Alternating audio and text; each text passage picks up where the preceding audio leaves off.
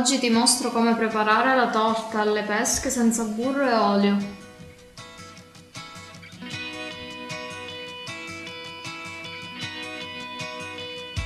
Sbuccio le pesche e le taglio a dadini. Rompo le uova nel frullatore dividendo i tuorli dagli albumi, mi raccomando, devono essere a temperatura ambiente, in questo modo monteranno meglio.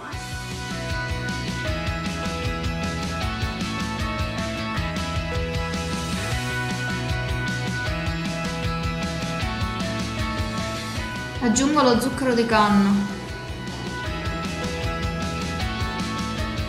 Frullo per circa 5 minuti, verso in una ciotola.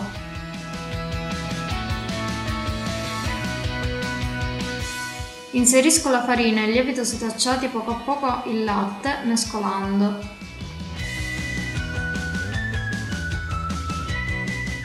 Aggiungo anche le pesche.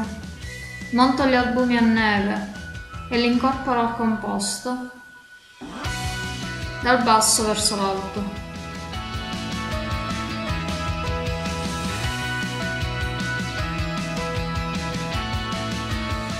Verso l'impasto in una tartiera dal diametro di 24 cm, imburrata ed infarinata. Cuocio nel forno preriscaldato a 180 gradi per circa 30-35 minuti. Soffice con tanta frutta piacerà a grandi e piccini. Iscriviti al canale se ancora non l'hai fatto, vienimi a trovare sul mio blog. E se la ricetta ti è piaciuta condividila sui social, a presto con un nuovo video.